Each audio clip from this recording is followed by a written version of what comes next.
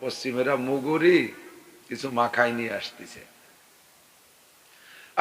হাদিসে আসছে, নবী পাক সাল্লাল্লাহু আলাইহি ওয়াসাল্লাম বলেন, ইউশিকুল উমামু আন তাদা আলাইকুম কামা তাদাল আকিলাতু আলা কাসাতিহা। বেশি দেরি নাই উম্মত, মনে রাখ, কয়ে গেলাম ভুলে যাস না যেন। ইউশিকুল উমামু আন তাদা আলাইকুম, সারা দুনিয়ার মানুষ কাফেররা মিলে ডাক দেবে একজনে, আর ডাকে সাড়া দেবে সবাই। আগে যে পরিমাণ শিয়াল ছিল, আর না শিয়ালও কমে গেছে না? শিয়াল কমে গেছে তো। শিয়াল কি মোটেও নাই। আমার সাথে চলেন রাত্রি দেন, কত শিয়াল আমার সাথে সালাম মুসাফা হয় রাত্রি আটা চলার পথে। ছোটবেলায় শিয়ালের খুব ডাক শোনা যেত, দলে দলে ডাকতো, জাগ ধরে ডাকতো।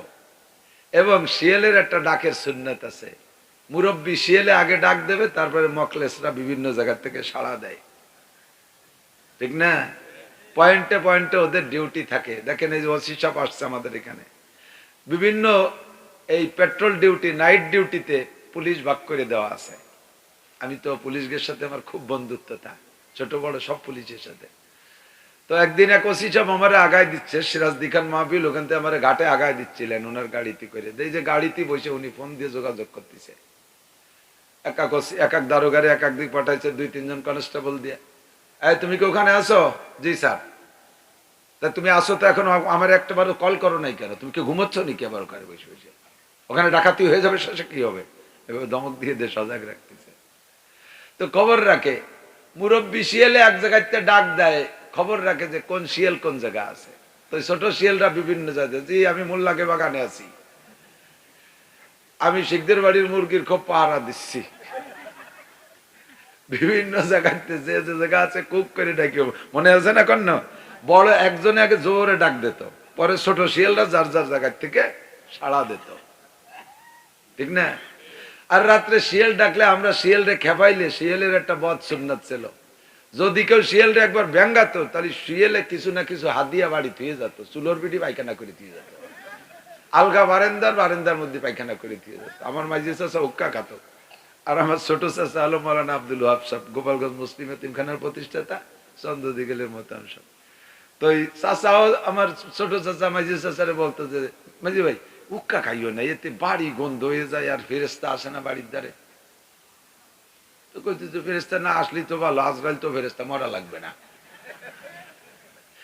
ফেরেস্তা আসবে না তা না, রহমতের ফেরেস্তা আসবে না। ওনার মোটে উক্কা ঠেকানোই যায় না। রাত্রির বেলা বারান্দা, আলগা বারান্দা উক্কা খেয়ে বারান্দায় রাখতো। আমরা রাত্রি ভেঙ্গাইছি শিয়ালে, শিয়ালে আইসে আমার চাচার উক্কার মুখ বড়ি মারি দিয়ে গেছে। ওই যে উক্কারে নষ্ট করছে, তো খাওয়া ছাড়ান দিয়েছে, তওবা করছে, আর খাই না। তো দুজন কইতেছে যে আমরা হুজুর রাওয়াজ করিয়ে ঠেয়াতি পারলাম না, তুমি শিয়ালের রজে সোজা হয়ে গেছ। সারা দুনিয়ায় পশ্চিমেরা, আমেরিকানরা বুড়ো শিয়ালের ভূমিকায় ডাক দেয়, জাপানের থেকে ডাক শোনে, ইন্ডিয়ার থেকে ডাক শোনে, ইটালি, অস্ট্রেলিয়া, ফ্রান্স, রোম, সারা দুনিয়ার শিয়ালের ডাক শুনে। ইউশিকুল উমামু আন তাদা আলাইকুম কামা তাদাল আকিলাতু আলা কাসাতিহা। তাবলিগুল ইসলাম মাদ্রাসা, আপনারা তো তাবলিগ সম্পর্কে ভালোই জানেন।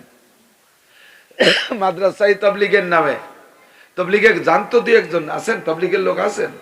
তাবলিগে গেলে খানা পাক হয়ে গেলে এক এক প্লেটে 4-4 জনের খাবার দিয়ে খেদমতের সাথী যারা, তারা ডাক দেয় না, আসেন খানা হয়ে গেছে, আসেন খানা হয়ে গেছে। তো এক এক প্লেটে 4-4 জনে ঘিরে ধরে খাবার রে এদিক ওদিক যাইতে দেয় না, খাইয়ে সাফ করে। খানা হয়ে গেলে যেমন খানার জন্য ডাক দেয়, চতুর্দিক দিয়ে খানার দস্তারখানকে ঘিরে ধরে খায়। নবী পাক বলেন বেশি দেরি নাই, কাফেররা এমন করে ডাক দেবে, এ পাইছি মুসলমান ফিলিস্তিন, পাইছি মুসলমান গাজায়, পাইছি মুসলমান আফগানে, পাইছি মুসলমান লিবিয়ায়, পাইছি মুসলমান ইরাকে, আয় সব কাফের আয়। সারা দুনিয়ার সমস্ত কাফেররা জুটে ফুটে আইসা মার শুরু করে। 42টা রাষ্ট্র মিলে ন্যাটো বাহিনী তৈরি করে আইসে ঘিরে ধরছে মুসলমান। আফগান রে মারছে 40 বছর, ইরাক রে মারছে কয় বছর, লিবিয়ারে গাদ্দাফিরে মারিয়ে টেরিয়ে সব জায়গা আস্তানা গাড়িয়া, ইরাক রে মারিয়ে কুয়েত রে দখল করিয়া তেলের পাইপ লাইন ভিতরে বসাই দিয়ে বাড়ি নিয়ে সেই জায়গা বসে তেল কাটছে। নবী পাক, আল্লাহ পাক বলেন কুল আতিউল্লাহ ওয়া আতিউর রাসূল, হে নবী তুমি উম্মতরে বলে দাও আল্লাহর হুকুমের অনুসরণ করো, ওয়া আতিউর রাসূল, আল্লাহর রাসূলের হুকুমের অনুসরণ এবং রাসূলের কাজের অনুকরণ করো। নবী পাক বলেন আমার কাজ চারটা। কয়টা? মস্ক করেন কয়টা? কয়টা? চারটা। এক নম্বরে কানা নবী সাল্লাল্লাহু আলাইহি ওয়াসাল্লাম মুবাল্লিগান আযামা, আমার নবী এক নম্বর তাবলীগওয়ালা। আমার নবীর চাইতে বড় তাবলীগওয়ালা আছে? আছে। নবী পাকের চাল চলন, উঠা বসা, কথা কাজ সবকিছুর ভিতরে তাবলীগ। আর এমনই একটা আখলাক আর এমনই একটা স্বভাব ছিল যে আখলাক আর স্বভাব দেখে কাফের দুর্বল হয়ে যেত। কাফের একটা আইছে নবীর বাড়ি, নবীর বাড়ি রাত্রে মেহমান হয়ে থাকবে, গভীর রাত্রে নবীকে সুযোগ পাইলে মেরে দিয়ে যাবে, আর যদি মারতে সুযোগ না পায় তাহলে যা কিছু একটা কিছু করে দিয়ে যাবে। সন্ধ্যা রাত্রে আইছে, হুজুরির ব্যাস ধরে পাগড়ি পুগড়ি বাঁধে জুব্ব টুব্ব গাই দিয়ে সাহাবাদের সাথে মিলে মসজিদে নবাবিতে কাফের ওদিকে নামাজ কালামের সাথে সুরতান মিল দিচ্ছে। নামাজ কালাম পড়ে টড়ে এবার হুজুরের কাছে মেহমান হয়েছে। হুজুর তারে একজন মেহমান, আজকে তেমন মেহমান নাই, হুজুর নিজের বাড়ি নিয়ে যে তোরে খাওয়াবো কায়দা হইয়া। তো খাওয়াইতে বসাইছে, ও তো প্ল্যান করে আসছে যে খাবারেও কষ্ট দেব, এমন খাওয়া খাবো গাড়ইলে খাওয়া, বাড়ি কেউ খাদ্য বলে চপ চপ করে বেলে দেবো। বসে হুজুর রুটি আনে, তরকারি আনতে যায়, আইসে দেয় যে রুটি শেষ, খালি তরকারি রয়েছে। ফিরে আবার রুটি আনতে গেছে, আইসে দেয় যে তরকারি খেয়ে বেলাইছে। ফিরে রুটি রয়েছে, তরকারি আনতে গেছে, তরকারি আনি দেয় যে রুটি সুন্দর খেয়ে বেলাইছে। এই করতে করতে ঘরে যা ছিল আদান প্রদান সব শেষ করিয়া গলা সমান লোড দিয়েছে টাইট করিয়া। রাত্রে আর নবীকে মারার সুযোগ পাই নাই, তরবারি খান বালিশের নিচে নিয়ে শুয়ে রয়েছে, নবী সুন্দর করে বিছান বানাই দিয়েছে। আল্লাহ, ওই খাবার যখন ওভারলোড হয়ে গেছে, এখন পেটের মধ্যে গড়বড় শুরু হয়েছে, পেট খারাপ হয়ে গেছে। পেট খারাপ হয়েছে তোর চিনতে যে কোনো ভাবে ক্ষতি করে যাব। তো পেট খারাপ হয়েছে, একটু বাইরে নামিয়ে ফাঁকা জায়গা যে পায়খানা করলি পারে, বিছেন ভরি মেরিয়ে দিছে, জম্মের পায়খানা করি টরে বিছেন গোলাপোলা হয়ে তুই শেষ রাত্রি ভাগছে বলাইছে যে এই অবস্থা যদি দেয় তাহলে তার থবে না। ও চলে গেছে, কিন্তু তাড়াহুড়া করে গেছে, তোর অন্যায় করে গেছে, সে তরবারি নীতি মনে নাই। নবী পাক ও চলে যাওয়ার পরে আসছে, আইসে দেখে যে বিছেন পাটি এরকম নষ্ট, মেহমান নাই। হুজুর বড় আফসোস করতেছে, আহারে রাতটা ভর আল্লাহর বান্দা কষ্ট করছে, পায়খানা খুঁজে পাইনি, পানি পাইনি, যার কারণে বিছানের মধ্যে পায়খানা খুঁজে এভাবে নষ্ট করে রয়েছে। আল্লাহ কি কষ্ট হয়েছে, আল্লাহ। হুজুর এভাবে আফসোস করতেছে। এখন নিজে হাতে ওইগুলো নিয়ে নিয়ে ধুয়ে ধুয়ে পরিষ্কার করতেছে। আগে ওর তরবারি খান পাইছে বালিশের নিচে, তাই ধুয়ে আগে লটকায় রাখছে। এর মধ্যে কত বড় ফাজিলির ফাজিল, বিছেন নষ্ট হয়ে পলাইছে, কিন্তু তরবারির মোহাব্বতে আবার ফিরে আইছে। এই তরবারি তো নিতেই হবে, এই তরবারি আনছে নবীকে মারার জন্য। আল্লাহ, তো হুজুর যখন এই কাজ পর্যন্ত এত দূর গেছে, এর মধ্যে সাহাবাই কিরাম চলে আসছে, এই মধ্যে আলো ও আইছে। এখন আসলে ও তো আইছে কাঁপতে কাঁপতে, হুজুর দৌড়ে গেছে, কি ভাব কি হয়েছে, তুমি সারা রাত কষ্ট, তুমি আমার একটা বার ডাক দিতে, এরকম বিছানের মধ্যে পায়খানা করিয়া কত কষ্ট করছো, তোমার কষ্ট হয়েছে, তুমি আমার একটু ডাক দিতে, এই যে তোমার তরবারি বাবা, এই যে তোমার তরবারি। হযরত ওমর দিয়ে কয়, হুজুর দানি আজরিব উনুকা হাদাল মুনাফিক, হুজুর ওরে তরবারি দিচ্ছেন, তরবারি আমার হাতে দিল, ওর গেটি গেটি ফেলাই দেবো। শয়তান, বিছানের তো নামিয়ে আগলি পারে, ও বিছান করে পায়খানা করলো কেন? হুজুর কাছে, ওমর তুমি তার বিছানের পর পায়খানা করার অভিযোগে গেটি কাটবা, তুমি কি রাত্রি কি খবর নেছো যে ও বিছানে পায়খানা করলো কেন, ওর পানির ব্যবস্থা আছে নাকি? তুমি মেহমানের খবর না নিয়ে, তার কষ্টের উপরে কোনো খবর না নিয়ে, সে এইটুকু অন্যায় করছে, তাই তুমি তারে চাপ দিচ্ছ, ঘাড় কাটতে যাচ্ছ, ছাড়ো, মারামারি করতে পারবা না। ওমরের ওই আচরণ ব্যবহার, ওমর তো মিজাজি মানুষ, আল্লাহু আকবার, মিজাজি মানুষ। ওমর ওইভাবে মিজাজ দেখাচ্ছে, আর হুজুর এইভাবে ব্যবহার দেখাচ্ছে। ওই লোকটা এসে তরবারি পায়ের কাছে হাত দিয়ে ধরে রেখে কয়, লা ইলাহা ইল্লাল্লাহু মুহাম্মাদুর রাসূলুল্লাহ সাল্লাল্লাহু আলাইহি ওয়াসাল্লাম। এ ছিল হুজুরের তাবলীগী পদ্ধতি। হযরত নবী পাক বলতে, ওমর তুমি তো কইলে গোটা গেটি কেটে ফেলতে, দেখো যে এখন মুসলমান হয়েছেন, গেটি এমনি দিয়ে গেছে আমার কাছে, এখন কাটো, কিভাবে কাটবো কাটো। আল্লাহ, কানান নবী সাল্লাল্লাহু আলাইহি সাল্লাম মুবাল্লিগান আযামা, আমার নবী ছিলেন বিশ্ববিখ্যাত তাবলীগওয়ালা। কাজেই তুমি নবী পাকের কাজের অনুসরণ করো, তাবলীগওয়ালা হয়ে যাও। নবী কয়, বাল্লিগু আন্নী ওয়ালাউ আয়া, আমার থেকে একটা কথা জানলে উম্মতের কাছে পৌঁছাইয়া দাও। নবী পাক বিদায় হজের সময় ঘোষণা দিলেন, হাল ইউবাল্লিগু শাহিদুল গায়েব, আমার সাথে 23 বছর থেকে কম বেশ কেউ 10, কেউ 5, কেউ 15, কেউ 20, কেউ 23 পর্যন্ত পেয়েছো। আমি নবী হওয়ার পরে কেউ 23 বছর আগে মুসলমান, কেউ 23 দিন আগে মুসলমান, কম বেশ যারা আমার সামনে থেকে ইসলাম গ্রহণ করেছো, তোমাদের কাছে আমি ওসিয়ত করি, ফাল্যুবাল্লিগু শাহিদুল গায়েব, আমার থেকে যারা দিন শিখেছো, না জানা মানুষের কাছে কথাগুলো তোমরা পৌঁছাই দিও। যাও, বেরিয়ে পড়ো, তাবলীগ করো। ওয়াকানা নবী সাল্লাল্লাহু আলাইহি ওয়াসাল্লাম মুআল্লিমান আযমা, আমার নবী ছিলেন বিশ্ববিখ্যাত 1 নম্বর তাবলীগওয়ালা। কথা বলেন। দ্বিতীয় নম্বর নবীর নবুয়তি গুণ, হুজুর ছিলেন সর্বশ্রেষ্ঠ উস্তাদ। হুজুর বলেন বুইস্তু মুআল্লিমা, আমাকে আল্লাহ উস্তাদ হিসেবে পাঠিয়েছে। দুনিয়ার কোন মানুষকে আল্লাহ নবীর উস্তাদ বানায় নাই। আমার নবী উম্মি নবী, আমার নবীকে আল্লাহ তাআলা মানুষের কাছে পড়াই নাই। কেন পড়াই নাই? কারণ যেই ব্যক্তির কাছে পড়বে তিনি হবে উস্তাদ, আর নবী হবে ছাত্র। উস্তাদকে চিরকাল সম্মান করা লাগে। আমার নবীর চাইতে সম্মানী কোনো মানুষ দুনিয়ায় পয়দা হয় নাই, আর কোনোদিন হবে না। এই জন্য নবীকে কোনো মানুষের কাছে পড়াইয়া নবীরে ছোট করে রাখে নাই, নবীর কোনো উস্তাদ উপরে রাখে নাই। নবীকে পড়ানোর দরকার যেটুকু পড়াইছে আল্লাহ।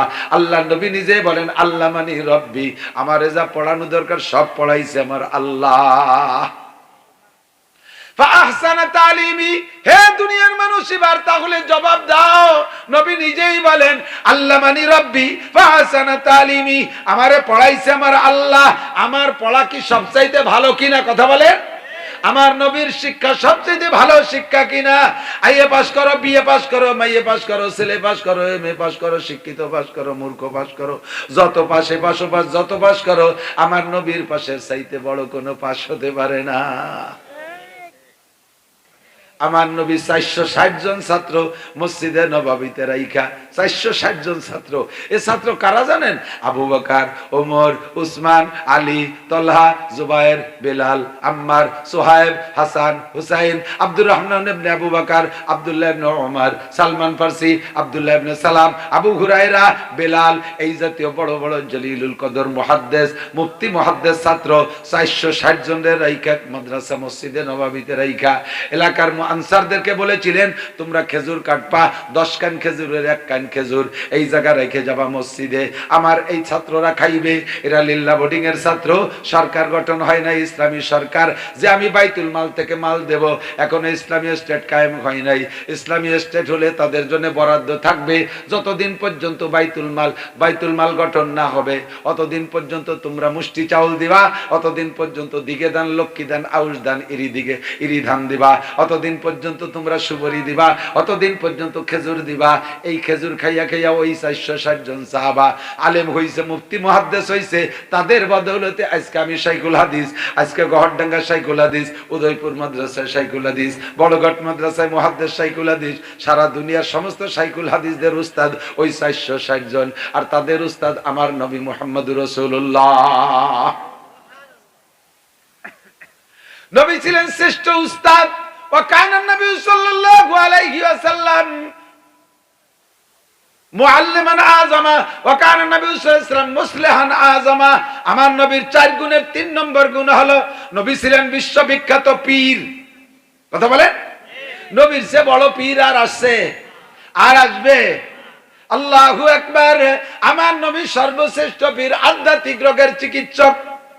আর সেই নবীর থেকে সিলসিলা আবার আস্তে আস্তে এখনো পর্যন্ত দুনিয়ায় আহলে হক পীর মাশায়েখদের সিলসিলা জারি আছে। আমার নবীর চাইতে বড় পীর নাই। আমার বন্ধু বান্ধবরা অনেকে আছে বাংলাদেশের বিভিন্ন পীরের মুরিদ, আটরশি, চন্দ্রপাড়া, মানিকগঞ্জ, মাইজভান্ডার, দেওয়ানবাগি, রাজারবাগি, কুতুববাগি আছে না? এগুলো পীর মুরিদ আছে। যত ভণ্ডকের কাছে মুরিদাত থাকেন না কেন, আহলে হকদের কাছেও আছে। একটু খেয়াল করেন যে যেই পীরের কাছে মুরিদ হচ্ছেন ওই পীর কি আমার নবী পীরের সাথে মিল আছে কিনা, আমার নবীর রওজার সাথে তার রওজায় মিল আছে কিনা, আমার নবীর মাজারের সাথে তার মাজারের মিল আছে কিনা, আমার নবীর মাজারের ওখানে যা হয় এই পীরের মাজারের সাথে তা মিল আছে কিনা। যদি মিল থাকে তাহলে সহি, আর যদি মিল না থাকে তাহলে শয়তানের আড্ডা। কথা কন, তাহলে শয়তানের আড্ডা। মদিনায় যেয়ে দেখবেন, যারা গেছেন তারা সাক্ষী দেন, যারা না গেছেন তারা যাওয়ার পরে কোনোদিন গেলে দেখবেন ইনশাআল্লাহ। বাঙালি এই সমস্ত বন্ডরাও তো হজে যায়, যায় রসুলের রওজার কাছে, এই দিক যায় রসুলের রওজার দিক ফিরে হাত ফিরিয়ে মোনাজাত করে, ইয়া রাসূলুল্লাহ, ইয়া রাসূলুল্লাহ, হে আল্লাহর নবী, আমার ছেলেদের মেয়েদের বাড়িতে চেয়ারম্যান নির্বাচনে দাঁড়াবো, আমার নির্বাচনে চেয়ারম্যান বানাই দিয়েন। এবার নবী আমার জন্য দোয়া, নবী আমারে যেন শেখ হাসিনার জন্য নমিনেশন দেন, নৌকো যেন অবশ্যই আমার একটু একটু কইেন। সৌদি আরবের পুলিশরাও তো আলেম, দৈরে বাহু দৈরে ঘুরোই দেয়, হাজা হাজা শিরিক, হাজি এইটা শিরিক। লিমা তাসালুন ইনদা মুহাম্মদ, মুহাম্মাদের কাছে চাও কেন? ওয়া ইনসান, সে তো মানুষ, ওয়ান্তা ইনসান, তুমিও মানুষ। লা শাই ফি ইয়াদিল ইনসান, মানুষের হাতে কিছু নাই, কুল্লু শাই ফি ইয়াদিল্লাহ, সবকিছু আল্লাহর হাতে। কার হাতে? ইস্তাকবিলাল কিবলা, এই রওজার দিকে ফেরছো কে? কিবলার দিক ফেরো। ওয়াইজা সালতুম ফাসআলুল্লাহ, চাইতে হলে আল্লাহর কাছে চাও। কুল্লু শাই ফি ইয়াদিল্লাহ, সবকিছু আল্লাহর হাতে। হাত ধরে ফিরে দেয় যে নবীর কাছে চাইস কেন? নবী যত বড় পীর হোক, সে তো মানুষ। তার যদি কোনো ক্ষমতাই থাকবে, তাহলে তার আত্মরক্ষা ক্ষমতা তার কেন হলো না? ওহুদের ময়দানে যে তার দাঁত ভাঙ্গা খালো কেন? সে তার যদি ক্ষমতাই থাকবে, তার দাঁত ভাঙতো না। হেলমেট ভেঙে মাথার মধ্যে ঢুকে গেল, তার যদি প্রতিরোধ ক্ষমতাই থাকবে, তাহলে তার মাথার মধ্যে হেলমেট ভাঙলো কে? তার যদি এত ক্ষমতা থাকতো, তাহলে তায়েফে যে এই পরিমাণ মাইর খেলো কে? আমার আল্লাহর গায়ে তো কেউ হাত দিতে পারে না, সব ক্ষমতার মালিক কে? কাজে মুহাম্মদ সাল্লাল্লাহু আলাইহি ওয়াসাল্লামের কাছে কিছু চাবা না, তুফাইল দিবা, ওসিলা দিবা। আল্লাহ তোমার রসুলের তুফাইলে, তোমার নবীর ওসিলায় আমার দোয়াটা কবুল করে, এই বলা যেতে পারে। নবীর কাছে কিছু চাওয়া যাবে না। তো নবীর কাছে যদি কিছু চাওয়া না যায়, কোন আমার বাংলাদেশের পীরকে কাছে চাওয়া যাবে? চাওয়া যাবে? এই বাংলাদেশের মুসলমান, এই বাগেরহাটের মুসলমান, এই গোপালগঞ্জের মুসলমান যাইয়া মান্নত করে ছাগল আর গরু আর চাউল টাউল নিয়ে খাঞ্জেল কুমিরে দিয়ে আসে। পীরে কামেল কুমির, পীরে কামেল কাঞ্জেলির কুমির। কুমিরের বাপের কোন ক্ষমতা আছে? সে তো ওই জায়গাতে নিজেই বার হইয়ে সাগরে জাতি পারতেছে না, ও অ্যারেস্ট হয়ে গেছে ওই জায়গা, যে নিজেরে নিজে আত্মরক্ষা করতে পারে না। কয়টা একটারে বলে না খাই মারিয়ে ফেলেছে। যে কুমির নিজের কামাই নিজে করে খাইতে পারে না, এত বড় অসহায়, খাবার না দিতে না দিতে এই দেশের যে মুরগি দেয়, আর সে মুরগি মৈশোরা খাই ফেলাই, দেশে মুরগি কুমিরিও ভাগে হয় না। বাবার দরবারে মান্নত করো, খাজার দরবারে মান্নত করো, কুমিরের নামে মান্নত করো, শাহজালাল রহমাতুল্লাহ আলাইহির কবর কি বলা হয় গজার মাছের নামে মান্নত করো, বাইজিদ বুস্তামির কসবের নামে মান্নত করো। এগুলো সব শিরিক, সব শিরিক। লা তুশরিক বিল্লাহ। আরে আল্লাহর নবীর রওজায় মান্নত করো শিরিক, চর্ম উদয়পুরী পীর সাহেবের নামে মান্নত করো শিরিক, সদর সাহেবের নামে মান্নত করো শিরিক। মান্নত করলে জোরে বলেন কার নামে? মান্নত হবে আল্লাহর নামে। আল্লাহু আকবার। আমার নবীর চাইতে বড় পীর নাই। নবীর হাতে ছোঁয়া দিয়া, নবীর হাতে ছোঁয়া দিয়া হাজার হাজার কাফের মুমিন হইয়া গেছে। আমার নবীর সাথে নবীর অনুসরণ করো। 4 নম্বরে বাকান নবী সাল্লাল্লাহু আলাইহি সাল্লাম মুজাহিদান আযামা। আমার নবী ছিলেন বিশ্ববিখ্যাত রাজনীতিবিদ। আমার নবীর চাইতে বড় পরিচ্ছন্ন পরিপাটি রাজা জগতে আসে নাই, আর কোনোদিন আসবে না। তার কাছ থেকে শিক্ষা নিয়া হযরত ওমর ইবনে খাত্তাব রাদিয়াল্লাহু তাআলা আনহু জরবুল মিসাল, দৃষ্টান্তমূলক প্রেসিডেন্ট, যার রাষ্ট্র পরিচালনা ইউরোপ কান্ট্রি অনুসরণ করে, আমেরিকা অনুসরণ করে, অদস্ত জাপানিরা অনুসরণ করে, সারা দুনিয়ার বড় রাজা বাদশারা হযরত ওমর ইবনে খাত্তাবের রাষ্ট্র পরিচালনা অনুসরণ করে, হযরত আবু বকরকে অনুসরণ করে, উসমান আলীকে অনুসরণ করে, ওমর ইবনে আব্দুল আজিজকে অনুসরণ করে। সবই আমার নবীর কাছ থেকে প্রশিক্ষণ প্রাপ্ত। আমার নবী ছিলেন সারা দুনিয়ার সবচাইতে শ্রেষ্ঠ যোদ্ধা। তৎকালীন পাকিস্তানের president field marshal Ayub Khan, আমার মুরব্বীরা যারা ছিলেন তারা সাক্ষী দেন, আইয়ুব খানের উপাধি ছিল কি? Field marshal. জি, আমি একজন আর্মি অফিসারের কাছে জিজ্ঞেস করেছি ফিল্ড মার্শাল কাকে বলে। আইয়ুব খান সেনাবাহিনীর থেকে উনি প্রেসিডেন্ট হয়েছিলেন।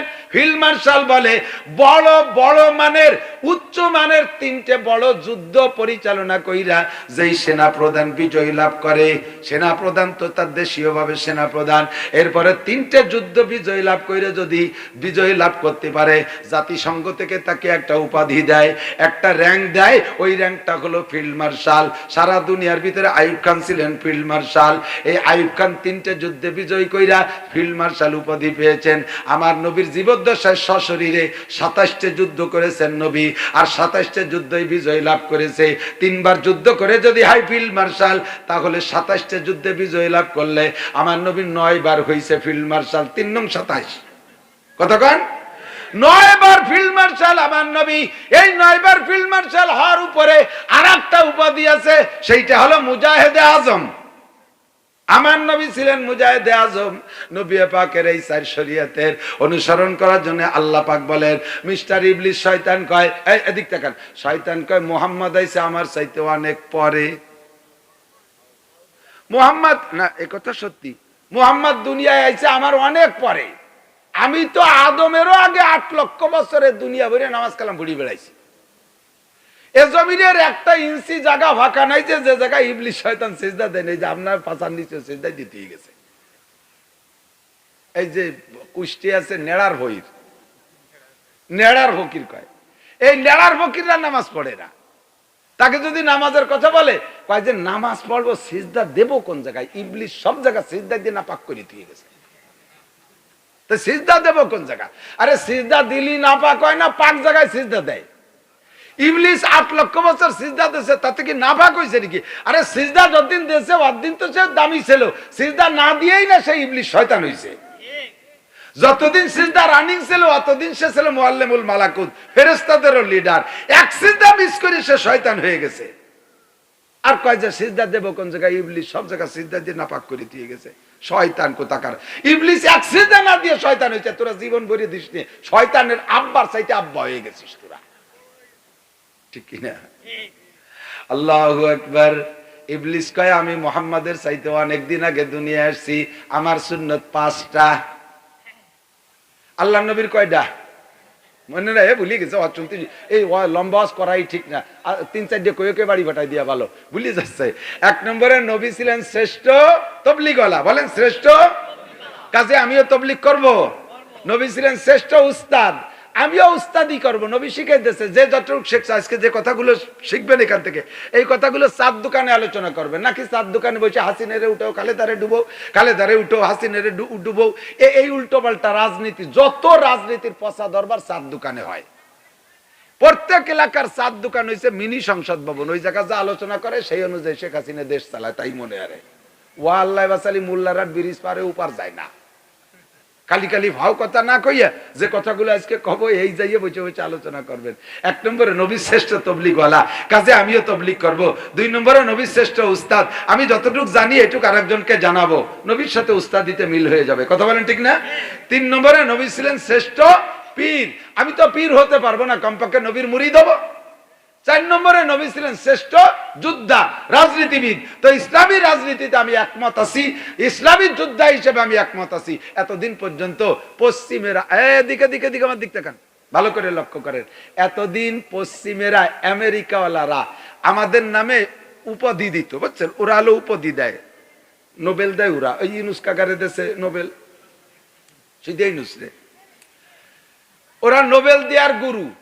তা ওরা ওই জায়গায় বসে ওদের মতের খিলাফ যে যা করুক, যত ভালো কাজ করুক, ওদের মতের খিলাফ বলি, ওর নাম হলো জঙ্গি, কথা কয় না, ঠিক না? আফগানিস্তানে এসে কতদিন মারছে, যতদিন মারছে মারছে, যখন মার খেয়ে চলে গেছে সেই সময় ওকে নামে উপাধি দিয়ে গেছে তালেবানরা জঙ্গি। এরপরে ইরাকে যাইয়ে তাকে কইছে জঙ্গি, লিবিয়ায় যে তাকে কইছে কতদিন জঙ্গি, ওকে বিপক্ষে যেই লড়ে তার নাম জঙ্গি। এখন তাহলে ফিলিস্তিন আর গাজার মুসলমানরা ইসরায়েলের পর কয়টা ডেলা মারছে, তাতে ওরা জঙ্গি। এখন গোটা দুনিয়া বলে দিচ্ছে মুরব্বীরা যে ফিলিস্তিন আর গাজার পক্ষে যারা, ইসরায়েলের বিপক্ষে যারা, তারা জঙ্গি। ফিলিস্তিনের পক্ষে যারা, তারা কথা কয় না, জঙ্গি। এখন আমার বঙ্গবন্ধু শেখ মুজিবুর রহমান সাহেব বাংলাদেশ স্বাধীনের পরে 3 বছর মাত্র প্রধানমন্ত্রী ছিলেন। সেই সময় এই ইসরায়েল এটাকে স্বাধীনতা, এদের পক্ষে আর বিপক্ষে ভোট হয়েছে জাতিসংঘে জেনেভা কনভেনশনে। আমার বঙ্গবন্ধু ইসরায়েলের স্বাধীনতা দেয় নাই, উনি ফিলিস্তিনের পক্ষ নেছে। এবছরে এই যুদ্ধের সময় মাননীয় প্রধানমন্ত্রী ফিলিস্তিনের পক্ষে, বাংলাদেশ ফিলিস্তিনের পক্ষে, বঙ্গবন্ধুর পদক্ষেপ অনুসরণ করে। এবার ফিলিস্তিনের পক্ষে যারা, তারা জঙ্গি, ওই মুরব্বী কয়ে দেয়। ফিলিস্তিনের পক্ষে যারা, তারা জঙ্গি, সেই হিসেবে এবার আমার বাংলাদেশ সরকারও ফিলিস্তিনের পক্ষে জঙ্গি। এতদিন আমরা খালি হুজুররা জঙ্গি, এবার সবাই মিলে জঙ্গি। ফাইনাল মাফার যাবা কোথায়? কার অনুসরণ করবা, কার পাচাটা হবা, সেগুলো সময় মতো গুটি দাবার গুটি ঘুরাই ঘুরাইয়ে লাগাই দেয়। আল্লাহু আকবার। আমার নবী বলেন আমার সুন্নত 4টে মেনে চল, আর শয়তান কয় আমার সুন্নত 5টা। আমি একটু আগে আইছি তো, আমার একটা সুন্নত বেশি। শয়তান কয় আমার সুন্নত 5টা। কয় কি কি? 1 নম্বরে আল ইকতিসাব, 2 নম্বরে আল ইদ্দিখার, 3 নম্বরে আল আকলু, 4 নম্বরে আল ইগাতাতু, 5 নম্বরে আন নাউমু। উর্দুতে কয় কামানা, জমানা, খানা, পাখানা, সোনা। 1 নম্বরে কামাই করা, 2 নম্বরে জমা করা, 3 নম্বরে খাওয়া, 4 নম্বরে পায়খানা পেশাব করা, 5 নম্বরে ঘুমানো। শয়তানকে আমার এই 5টা সুন্নাত, যে ব্যক্তি আমার সুন্নতের অনুসরণ করবে, আমার সাথে কিয়ামতে সে যে জায়গা আমি যাই সে জায়গা যেতে পারবে। শয়তান তো ফেরদাউসে যাবে না, কথা কয় না। শয়তান জান্নাতুল ফেরদাউসে যাবে, আমার নবী যাবে জান্নাতুল ফেরদাউস, কথা কন। নবী বলেন মান আহাব্বা সুন্নতি ফাকাদ আহাব্বানি ওয়া মান আহাব্বানি কানা মাই ফিল জান্নাহ। যে আমার সুন্নতকে ভালোবাসবে সে আমি নবীকে ভালোবাসলো, আমার সাথে যার ভালোবাসা আমার সাথে জান্নাতুল ফেরদাউসে যাবা। শয়তান যাবে ফি নারি জাহান্নামা খালিদিনা ফিহা আবাদা। শয়তানের সুন্নাত 5টা, একটু আমি ব্যাখ্যা দেব, এদিক তাকান। শয়তানের 1 নম্বর সুন্নাত কামাই করা, শয়তানের সুন্নাত কামাই করা। আপনারা বলবেন শয়তানের সুন্নাত কামাই করা, হুজুররা ওদি কামাই করে, পিসাবরা কামাই করে, নবী রাসূলরা কামাই করছে, সাহাবায়ে কেরাম কামাই করে, আমরাও তো কামাই করি। কামাই মানে ইনকাম করা। তাহলে এটা শয়তানের সুন্নাত। কি করে? শয়তান কয় তোমরা যে ইনকাম করো ওই ইনকামের মধ্যে বাধ্যবাধকতা আছে, আমার সুন্নাত যে ইনকাম করা এই ইনকামের ভিতরে কোনো বাধ্যবাধকতা নাই। যেভাবে পারো কামাই করবা, সুদ খাইয়ে কামাই করবা, ঘুষ খাইয়ে কামাই করবা, চুরি করে কামাই করবা, ডাকাতি করে কামাই করবা, সন্ত্রাসী করে কামাই করবা, টোন মারিয়ে কামাই করবা, মন মারিয়ে কামাই করবা, রাস্তা মারিয়ে কামাই করবা, বিজিএফ কার্ড মারবা, পঙ্গু ভাতা মারবা, বিধবা ভাতা মারবা, বয়স্ক ভাতা বেশি খাবা। এরপরে সরকারি যত ফ্যাসিলিটি, বিল্ডিং যা আছে, সরকারি পেশাব পায়খানা যা আছে সবগুলো মারিয়ে খাবা, বিরিজির রড বেশি খাবা। যেভাবে পারো কামাই করবা, কোন খুঁটা বাছা করবা তাহলে তো আমার উম্মত হতে পারবা না। লেগামহীন কামাই করবা তাহলে আমার উম্মত হতে পারবা। শয়তানের সুন্নাত। শয়তানের এই সুন্নতের পর সবচেয়ে বেশি আমল করছে যে সে হলো আমেরিকান। শুরু হয়েছে বুশের থেকে, বুশ, তারপরে ডবল বুশ, তারপরে বিল ক্লিনটন, এরপরে বারাক ওবামা, এরপরে ডোনাল্ড ট্রাম্প, এরপরে হয়েছে বর্তমানে জো বাইডেন। সবগুলো চোর। শয়তানের 1 নম্বর সুন্নতের পর আমল করে। কুয়েতের ঘরের ভিতরে দিক তাকান, কুয়েতের মধ্যে শিং কাটছে, সৌদি আরবের পকেট মার দিয়েছে, আফগানিস্তানে ডাকাতি করে, ইরাকের কাছ থেকে লিবিয়ার কাছ থেকে সন্ত্রাসী করে এনেছে, চাইর কায়দায় কামাই করছে, কুয়েতের ঘরে শিং কাটছে, পাইপ লাইন কুয়েতের মধ্যে বসাই দিয়া, পাইপ লাইন সে ভূমধ্য সাগরের ভিতর দিয়ে বাড়ি নিয়ে যে সেই জায়গায় বসে তেল কামাই করে খাচ্ছে।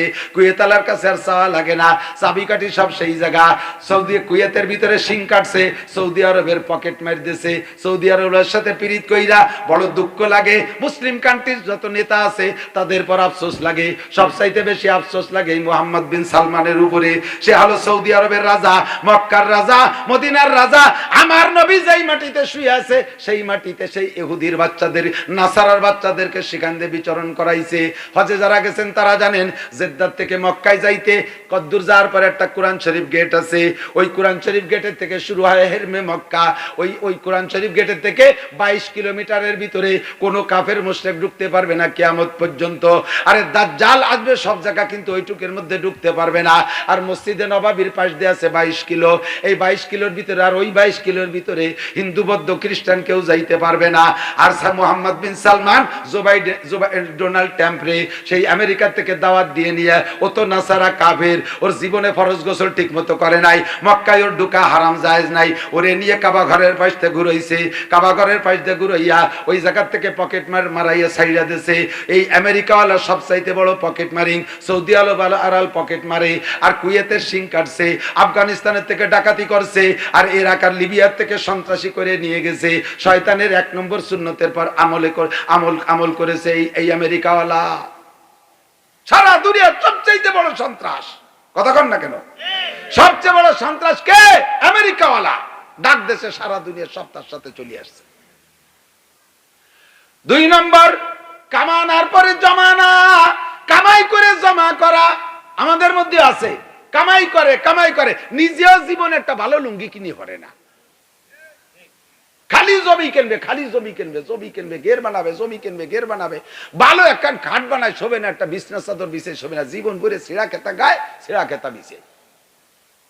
বাজারে যাবে আর শেষ বেলা যাই করা চান্দা চুসলো কিনে নিয়ে চলে আসবে, তাই এনে বিটিকে দেবে, রাতভর বিটিকে সাথে গ্যাঞ্জাম। এই রাত্রির এই চুসলো মাছ করবো কি, কোনদিন একটা ভালো খাবার খাবে না, খালি কামাই করবে, জমা করবে। এটা হলো শয়তানের সুন্নাত। কামানোর পরে জমানা। 3 নম্বরে খাওয়া। যে খাই দি হুজুররাও খায়, তা শয়তানের সুন্নাত কি রে? কয় হ্যাঁ হুজুররা খায়, খাওয়ার মধ্যে নিয়ম নীতি আছে, দস্তারখানা বিছাই খান, সুন্নতি তরিকায় বসেন, আমার দিক দস্তারখানা বিছাই বসেন, সুন্নতি তরিকায় বসেন। বসার সুন্নত 3 প্রকার। জোর হলো না? কয় প্রকার? আরো জোরে। 2 পাও টান করে দিয়ে, হ্যাঁ, আসন গাড়া দিয়ে। নামাজের সুন্নত 2 পাও ভাজাইয়া তায়াতুস সুরতে বসা। খানা খাওয়ার সুন্নত 1 হাঁটু উঠাইয়া 2 হাঁটু উঠাইয়া।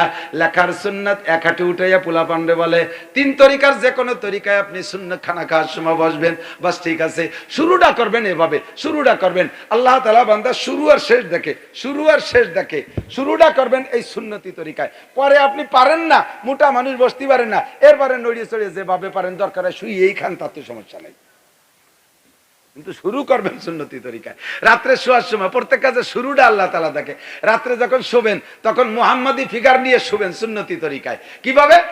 উত্তর শীতেনে, আমরা বাংলাদেশ থেকে উত্তর শীতেনে ডান কাত হইয়া, উত্তর শীতেনে ডান কাত হইয়া, পারলে পাক বিছানায়, আর পারলে অজু করে, না পারলে কমপক্ষে মাটিতে তায়াম্মুম করে ডান কাত হইয়ে, এই যে আমার বডিটার দিক তাকান, এই যেভাবে আমি আছি এই অবস্থায় ডান দিকে যদি কাইতে শুয়ে পড়ি, এই অবস্থায় ডান দিক কাইতে শুয়ে পড়ি, তাহলে আমার বডির মধ্যে মুহাম্মদ শব্দ লেখা হয়ে যায়। এইভাবে শুনে থাকেন।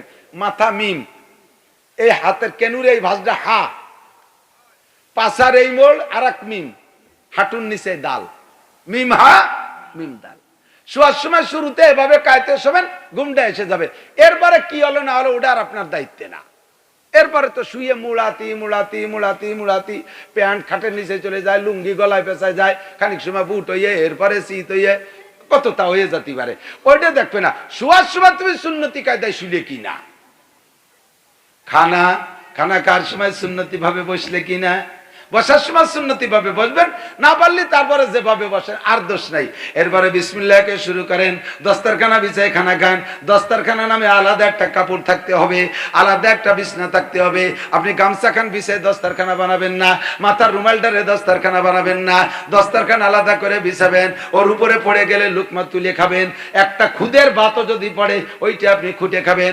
নবী পাক বলেন ফাইন্নাকা লা তাদরি ফি আইয়ি লুকমাতিন বারাকা, কোন লুকমার মধ্যে বরকত আছে তুমি জানো না। পড়ে যা খাবার খুঁটে খাইলে আল্লাহ রুজির বরকত বাড়ায় দেয়। একটু কোন সুবহানাল্লাহ। পড়ে যা খাবার খুঁটে খাইলে আল্লাহ রুজির বরকত বাড়ায় দেয়। হযরত উসমান গনি তো বড় ধনী মানুষ ছিলেন, সবাই জানেন। হযরত উসমান গনি রাদিয়াল্লাহু তাআলা আনহু নবী পাককে বলছে, হুজুর আমি তো এই মানে অপ্রত্যাশিত ভাবে আমার সম্পদ বেড়েই যাচ্ছে, কি করব কন্দি হুজুর। এই সম্পদের হিসাব করতে করতে আমার নামাজ কালাম ইবাদতে আমার মনে হচ্ছে যেন কামা হক হচ্ছে না। আমারে আল্লাহ তাআলা একটু গরিব বানায় দিয়ে একটু এই দোয়া করেন যে আমার তার সম্পত্তি আর ভাল লাগে না। কত সম্পত্তি জানেন? আল্লাহু আকবার। তবুকের যুদ্ধে নবী কালেকশন করছে, তবুকের যুদ্ধে হযরত উসমান তবুকের যুদ্ধে নবীর এই কালেকশনে তার গোটা সম্পদের 3 ভাগের 1 ভাগ দিয়েছে। আর নবীর জীবদ্দশায় যত যুদ্ধ হয়েছে সবচাইতে ব্যয়বহুল বড় যুদ্ধ তবু মানে সাহাবায়ে কিরামদের মুজাহিদদের সংখ্যায় বেশি ব্যয়বহুল যুদ্ধ হয়েছে তবুকের যুদ্ধ। হযরত উসমান যা দান করছে তাতে তবুকের যুদ্ধের মতো 10টা যুদ্ধ পরিচালনা হতে পারে। শাম থেকে উনার উটের বহর, মালবাহী ব্যবসার উটের বহর ছাড়ছে, একটা উটের লেজ আর একটা উটের মুখ, এইভাবে মিশে চলে আসতেছে লাইন ধরে। সামনের উটটা মদিনায় চলে আসছে, পিছনের উটটা এখনো শাম ছাড়তে পারে নাই। কয় হুজুর আমার তো হিসেব নিকেশ করতে করতে নামাজ কালাম তাহাজ্জুদ না পড়তে পারিনি ঠিক মতো, আর দোয়া রেন্দে আল্লাহ আমার একটু সম্পদ কমাই দিক। হুজুর কয় যে আমার দোয়ারা লাগবে না, তুমি একটা আমল করলে সম্পদ কমিয়ে যাবে। কয় কি আমল? কয় যে যে খাবারটা হাতের পড়ে যাবে ওইটা আর খুঁটিয়ে খাবা না, তাহলে আস্তে আস্তে তুমি গরিব হয়ে যাবা। হুজুর হযরত উসমান আচ্ছা তাই দেখি চেষ্টা করি। উনি উটির বার বসে উটির ভিটি বসে খেজুর খাচ্ছে, একটা খেজুরে অর্ধেক খাইলে আর অর্ধেক হাতেতে ছুটে পড়িয়ে গেছে বালির মধ্যে, সেই উটিতে বাইয়েছে নামিয়ে সেই টুকরে ধুয়ে মুছে পরিষ্কার করে আবার খাচ্ছে। হুজুর দূরিতে দেখা, উসমান তুমি গরিব বাবা? কোনোদিনও না। খুঁটিয়ে পড়ে যাও খাবার, খুঁটিয়ে খাইলে এখন কোন জায়গা পড়লো, কোন জায়গাতে খুঁটিয়ে খাবেন? ময়লা জায়গা পড়লে তো খুঁটিয়ে খাওয়া যাবে না। দিন ভরে যে জায়গাতে হাঁটিয়ে বেড়াইছেন সেই জায়গা যদি ভাত পড়ে বিবেকেই বাধা দেয়, খাওয়া যাবে না। কাজে একটা দস্তারখান বিছে সুন্দর করে খান। সাথে আর একটা কথা মনে পড়ে গেল কয়ে যাই, যে বিছানে ঘুমান, যে বিছানে ঘুমান, যে খাটে ঘুমান, ওই খাটের উপরে এই আলেম তালবি আলিমরা মনে রাখবেন, বিশেষ করে স্টুডেন্টরা, ছাত্ররা, হুজুররা মনে রাখবেন, স্কুল কলেজের ছাত্র শিক্ষকরা মনে রাখবেন, যেই বিছানে মানুষের দৈনন্দিন ঘুমায় ওই বিছানে বসে খানা খাইতে নাই। পাকনা পাকের মশালা ভিন্ন কথা, ওই বিছানে বসে খানা খাইলে ব্রেন কমে যায়। ঘুমানোর বিছানে বসে খানা খাইলে ব্রেন কমে যায়। এই ঘুমের একটা, ঘুম তো মরা, ওই মরণের একটা ক্রিয়া বিছানের মধ্যে থাকে, সেইটা ব্রেনের পর হিট করে। কবরস্থানের গায়ে লেখা, কবরস্থানের গায়ে নেম প্লেট লেখা না, ওইগুলো পড়লে ব্রেন কমে যায়, কারণ কবরের মানুষ মরা, ওই মরার ক্রিয়া ব্রেনের পর পড়ে। রাস্তাঘাটের খাবার জিনিস, যে সমস্ত দোকানপাটে খোলা খাবার থাকে, প্যাকেট প্যাকেট খোলা খাবার থাকে না, ওইগুলো খাইলে ব্রেন কমে যায়। কারণ ওই খোলা খাবারের দিকে পাগল, বোকা, বধির, ব্রেন কম, নষ্ট ব্রেন, মাতাল, উগ্র বিভিন্ন জনের নজর পড়ে। আর নজরু মুয়াসসিরুন, আর নজরু আল আইনু হাক্কুন, হাদিসে আছে আল আইনু হাক্কুন, নজর একটা ক্রিয়াশীল। ওই যে জাতীয় মানুষ ওই খাবারের দিক তাকাইছে, তাদের চোখের ভিতরে তার একটা যোগ্যতা ওর মধ্যে চলে গেছে, আর সেইটা আপনি খাইছেন, গুড়িয়াই খাবারের মাধ্যমে তার যোগ্যতা আপনার মধ্যে চলে আসবে, আস্তে আস্তে ব্রেন খারাপ হয়ে যাবে।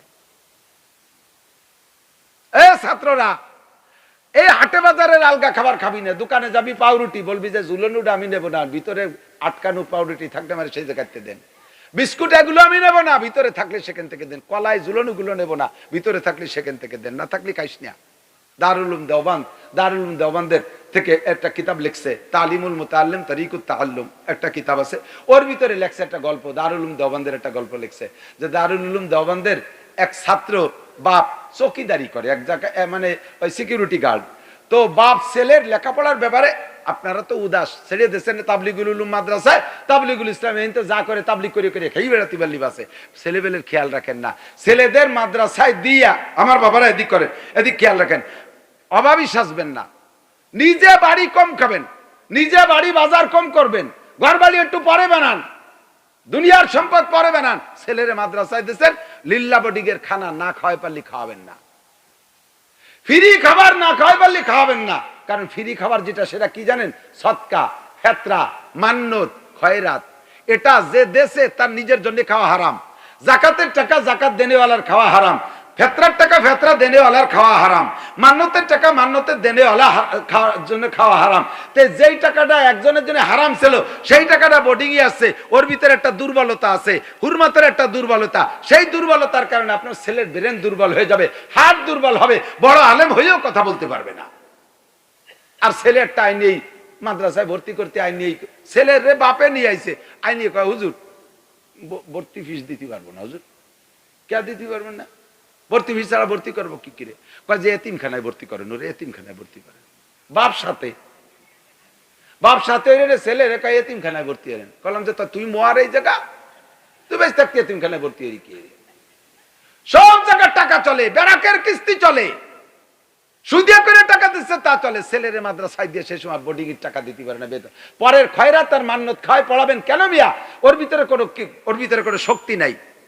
নিজে কষ্ট করে টাকা দিয়ে ছেলের টাকা দিয়ে পড়াবো, আমার ছেলে বোর্ডিং এ ফ্রি খাবে না। আল্লাহ আলহামদুলিল্লাহ আমার ছেলেরা মাদ্রাসায় পড়ে, আমার পয়সা হয়েছে তা না। আমি যেদিন থেকে মাদ্রাসায় দিয়েছি সেই দিন থেকে আমি প্রতিজ্ঞা করছি যে নিজে কিসের নিচে খাবো, তবু আমার ছেলেদেরকে আমি জাকাত ফেতরা মান্নত খাওয়াবো না। আলহামদুলিল্লাহ আমার ছেলের আমি দাবি খারাপ না, ভালো ভালো রেজাল্ট করে। রেজাল্টের উপরে বোর্ডিং এর থেকে ফ্রি খান। আমার সেজে ছেলেটা আজিজুল হক মালিবাগ পড়ে, ও বলছে আব্বু আমি তো পেয়ে গেছি নাম্বার, খুব হাই কালি, একটা ক্লাসে 1 নাম্বার। হুজুররা সব হুজুররা তারে বলতেছে যে বাবা তুমি এত ভালো রেজাল্ট করছো, তুমি আমাদের থেকে একটু খেদমত নাও, আমরা একটু ইকরাম করি, একটু খেদমত করি, তোমার আব্বার কাছে টাকা এনো না। ও আমারে ফোন দিচ্ছে, আব্বু কি করবো? আমি তুমি বলো কি করবা? কয় যে আব্বু আমার তো জাকাতের টাকা খাইতে মনে চায় না। আমি থ্যাংক ইউ, খাবি না কোনোদিন, যতদিন আমি বেশি আছি, মরার আগে যদি বেচা যায় আমার বেশি, সেইটাই দেখাইস বোর্ডিং। তবু জাকাত ফেতরা খাবি না।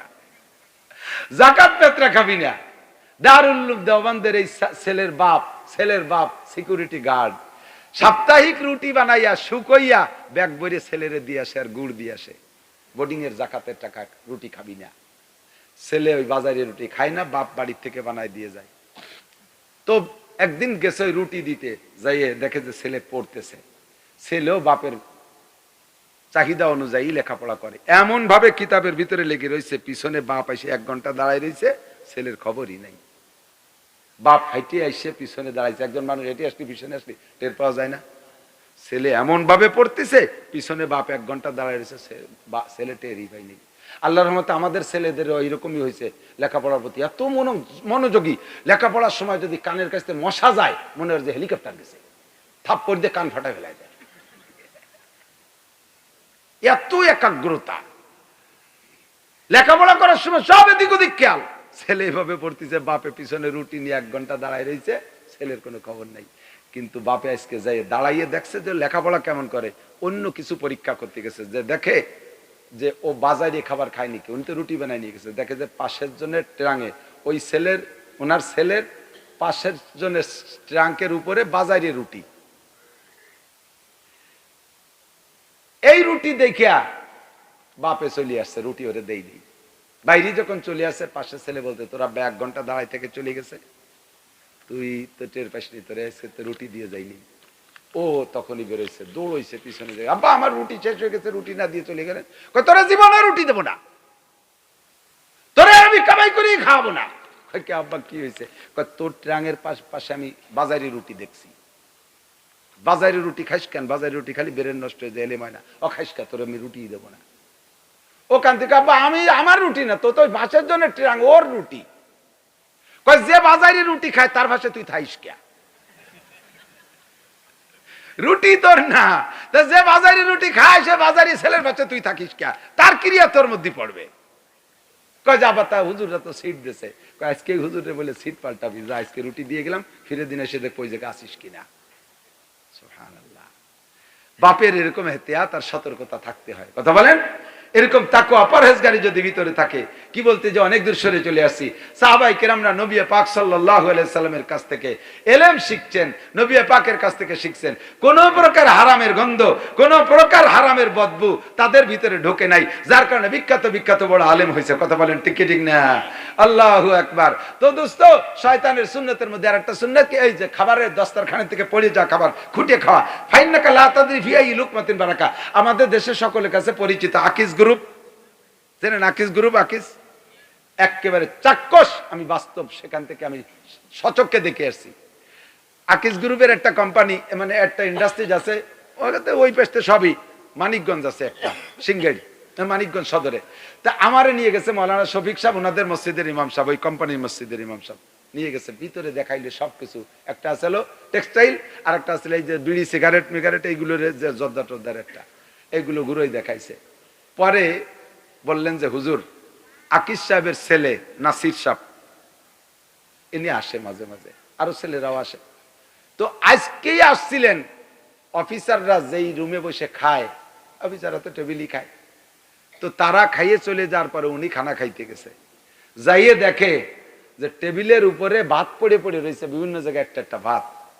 এই নাসির সাহেব যাইয়ে ভিতরে ঘুরিয়ে সেই ভাতগুলো আগে খুঁটিয়ে খুঁটিয়ে গালে দিয়ে খাইছে আমার সামনে। আরে এই টেবিলের পর যে ভাত পড়ছে, হতো হাতের আঠিয়ে ভাত পড়তে পারে, আবার অনেকের মুখের থেকে একটা দূরে সিটিয়ে মুটিয়ে পড়ে, তা দেখাশোনা নাই। ভাত তো ভাত খাইতেই হবে। 1 প্লেট ভাত হইতে একটা ভাত জমা করলে তো 1 প্লেট হয়, তাহলে প্রত্যেক একটা ভাতের ভিতরে 1 প্লেট ভাতের গুরুত্ব আছে। কেন তুমি একটা ভাতকে অবহেলা করবা? যেখানে ভাত ফেলায় রাখো, অভাব তো খালি খালি আসে না। ভাত খুঁটে খাও, প্লেট সাইটে খাও, পরিষ্কার করে খাও। শয়তান কয় আমার সুন্নাত হলো যেভাবে পারিস সেভাবে খাবি, দাঁড়ায় দাঁড়ায় খাবি, আইটে খাবি, বসিয়ে খাবি, শুয়ে খাবি, ডাইনের দিয়ে খাবি, বামের দিয়ে খাবি, যেভাবে পারিস সেভাবে খাবি।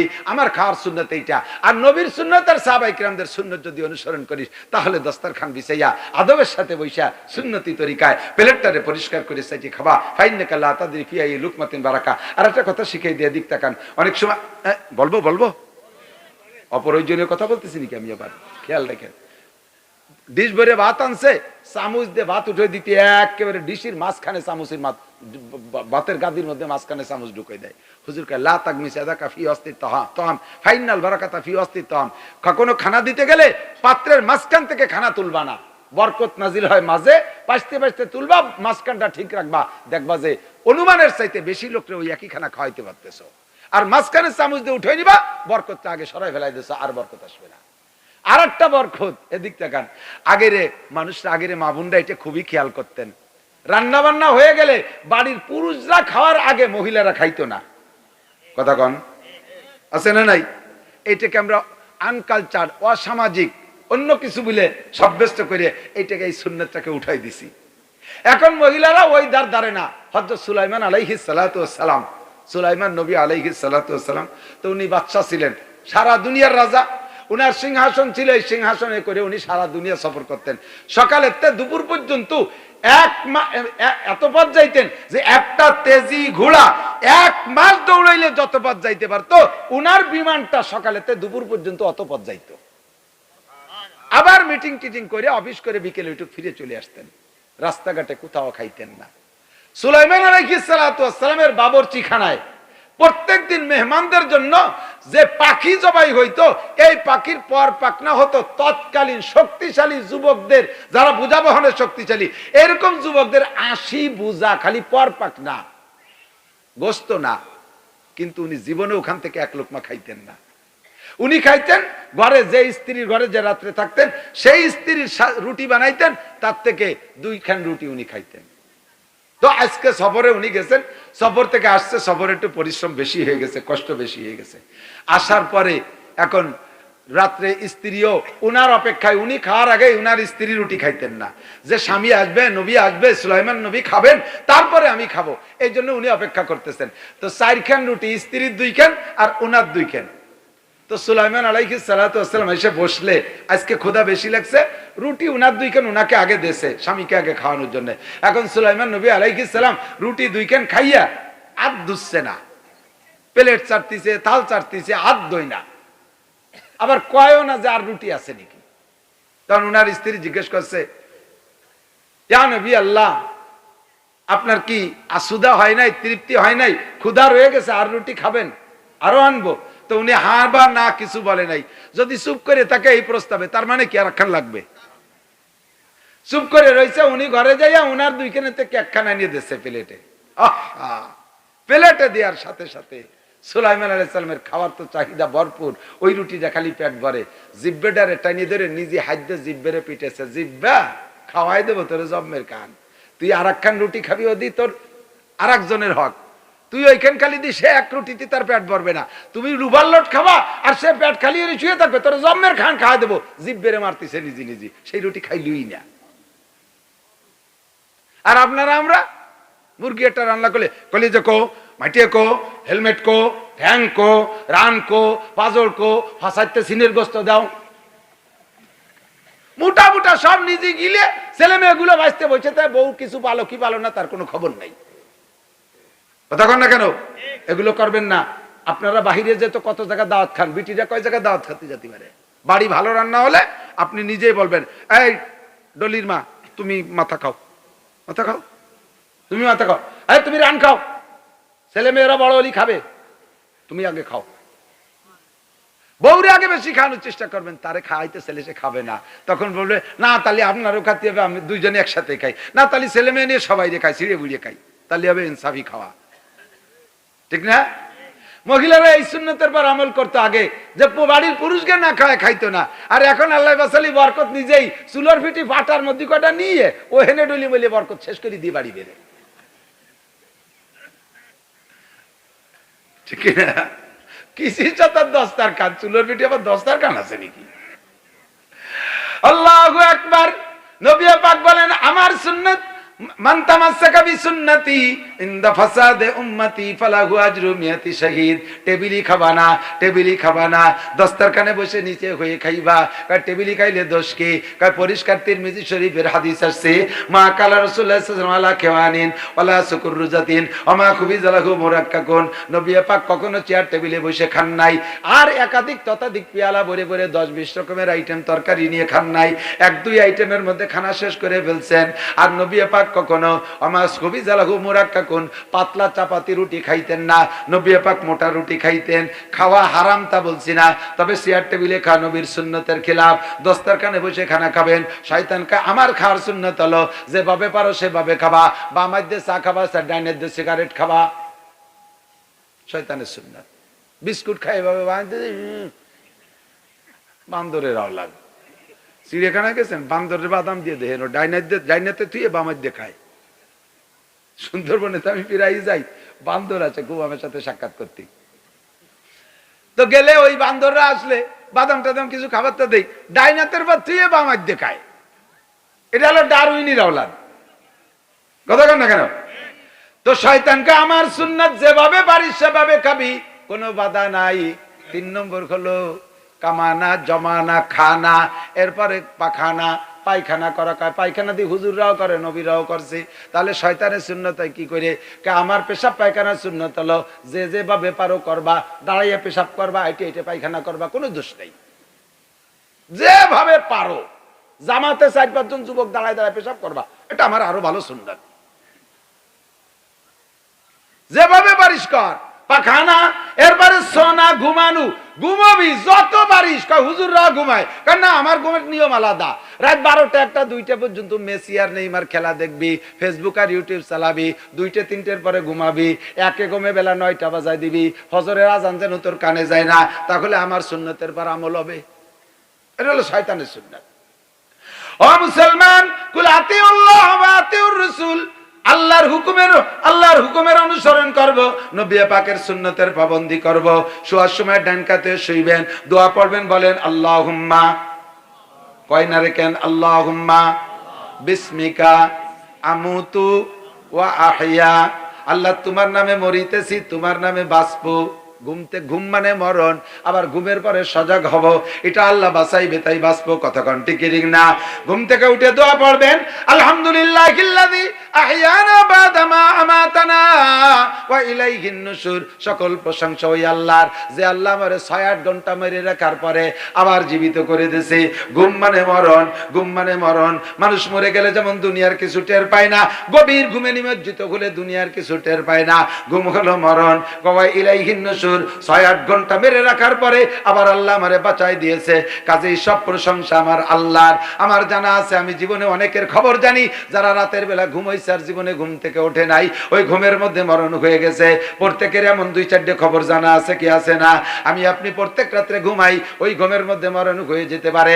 এই দোয়াটা পড়ে যদি আপনি ঘুমান, আল্লাহুম্মা বিসমিকা আমুতু ওয়া আহইয়া, তাহলে আপনার ঈমানি ঘুম হইল। আর ওই অবস্থায় যদি মারা যান, ঈমানি মরণ হইল। আল্লাহর নবী বলেন, মান কানা আখিরু কালামিহি লা ইলাহা ইল্লাল্লাহ ফাদাখালাল জান্নাহ, যেই ব্যক্তির জীবনের শেষ কলেমা হবে লা ইলাহা ইল্লাল্লাহ, ওই লোকটা জান্নাতে চলিয়াই গেল। পবিত্র অবস্থায়, ওযু অবস্থায় যদি মরণ হয়, আল্লাহ তাআলা তাকে শহীদি দরজায় জান্নাতি করে দেয়। পাক বিছানায় শোয়ার চেষ্টা করবেন, ডান কাতে শোয়ার চেষ্টা করবেন, শুয়ে 3 বার অন্তর থেকে ইস্তেগফার পড়বেন, আস্তাগফিরুল্লাহ আল্লাযী লা ইলাহা ইল্লা হুয়াল হাইয়ুল কাইয়্যুম ওয়া আতুবু ইলাইহি। এদিক অন্তর থেকে তওবা, আল্লাহ বিড়ি খাইতাম কোনোদিন খাবো না, আল্লাহ জিনা করার অভ্যাস ছিল আর করবো না, চুরি ডাকাতির অভ্যাস ছিল করবো না, সুদ ঘুষের কারবার করতাম আর করবো না, মদ গাঁজা ফেন্সিডিল খাইতাম আর খাইবো না, টেলিভিশন ভিসিআর দেখতাম আর দেখবো না, ফেসবুক ইন্টারনেটে ল্যাংটা ছবি দেখতাম আর দেখবো না, গান বাজনা জারি যাত্রা কলসা এগুলো শুনতাম দেখতাম আর কোনোদিন করবো না। আল্লাহ টন মন যা কিছু মারার দায়িত্ব ছিল এতদিন সব থেকে আমি তওবা করে আইছি। আজকে আস্তাগফিরুল্লাহ, কারণ এই ঘুমের মধ্যে তোমার মরণ হয়ে যেতে পারে, এই ঘুমটা তোমার চির ঘুম হয়ে যেতে পারে। তওবাটা তুমি সেইভাবেই অন্তর থেকে করবা যাতে ঘুমের মধ্যে মরণ হইলে তোমার কোনো গুনাহ আমলনামায় না থাকে। এমন ভাবে ফ্রেশ তওবা করে যদি রাত্রে ঘুমান, আল্লাহর নবী বলেন তোমার গুনার সংখ্যা যদি হয় কাআদাদি আওরাকিল আশজার, দুনিয়ায় যত গাছ আছে, গাছে যত পাতা আছে, এত সংখ্যা যদি তোমার গুনাহ হয় কাআদাদি রামালিল আরদ, জমিনে যত বালি আছে, মাটি বালি যত দানা আছে, এত দানা সংখ্যা পরিমাণ যদি তোমার গুনাহ হয় কাআদাদি জাবাদিল বাহার, সাগরে যত পানি আছে, নদ নদীতে যত পানি আছে, পানিতে যত কণা হয়, এত সংখ্যা পরিমাণে যদি তোমার গুনাহ হয়, এমনকি তিনটে মিলাইয়া যত সংখ্যা হয়, এত সংখ্যা যদি তোমার আমলনামায় গুনাহ থাকে, অন্তর থেকে 3 বার আস্তাগফিরুল্লাহ আল্লাযী লা ইলাহা ইল্লা হুয়াল হাইয়ুল কাইয়্যুম ওয়া আতুবু ইলাইহি পড়লে আল্লাহ পাক রব্বুল আলামিন বলেন ফাউলাইকা ইউবাদদিলুল্লাহু সাইয়্যাতিহিম হাসানাত, তোমার সব গুনাহ মাফ কইরা আল্লাহ পাক ওই গুনাহ সংখ্যা পরিমাণ নেকি দিয়ে দিবে। গুনাহ তো মাফ হবেই, ওই সংখ্যা নেকিও পেয়ে যাবা। এবার তওবাতিল্লাহ করে পড়বেন লা ইলাহা ইল্লাল্লাহ মুহাম্মাদুর রাসূলুল্লাহ। এর আগে আরো কিছু দোয়া আছে, আউযু বিকালিমাতিল্লাহি তাম্মাতি মিন শাররি মা খালাক। এই দোয়া রাতে 3 বার পড়ে শুইলে আল্লাহর রহমতে ঘুমের মধ্যে কোনো বিষাক্ত প্রাণী দংশন করবে না। ফজর মাগরিবে 3 বার করে পড়লে কোনো বিষাক্ত প্রাণী দংশন করবে না। 7 সালাম পড়ে শুইলে সাপ বিচ্ছু কোনো হিংস্র প্রাণীতে আক্রমণ করবে না। আল্লাহর রহমত। রাতের বেলা শোয়ার সময় আয়াতুল কুরসি পড়বেন। আয়াতুল কুরসি পড়ার সিস্টেম শিখিয়ে দিয়ে দিক তাকান। পড়ার পরে আয়াতুল কুরসি পুরো পড়ে আপনার শাহাদাত আঙ্গুলে ফু দিবেন। প্রথম আপনার বাড়িটারে বন্ধ দেন। বাড়ির একটা যেখান দিয়ে মেল গেটে, প্রত্যেকেরই তো একটা মেন গেট আছে বাড়ি ঢুকার, গরিব হোক বড় লোক হোক, যার বাড়ি ঢুকার একটা মূল পথ আছে না, ওই মূল পথের এক কোণার থেকে আপনি ওই মনে মনে ইঙ্গিত করবেন, আর এভাবে মাথার পাশে হাতটা ঘুরাবেন। আমার বাড়ির পাশে ঘুরাইয়া এনে যেখান থেকে শুরু করছেন ওই জায়গায় এনে চেপে ধরবেন। নিয়ত করবেন যে আমার বাড়ি বন্ধ দিলাম। আল্লাহ তাআলা সারা রাত ফেরেশতা দিয়ে আপনার বাড়ি পাহারা দেবে। আপনি ঘুমাবেন, নাইট গার্ড লাগবে না, আপনি ঘুমাবেন, পাহারা দেবে। আপনার মালামাল, আপনি এই জায়গা বাড়ি বন্ধ দিচ্ছেন, আপনার একটা গাড়ি আছে রাস্তায়, আপনি গাড়িটারে বন্ধ দিয়ে দেন। মনে মনে কল্পনা করে মাথার উপর দিয়ে গুল্লি দেন।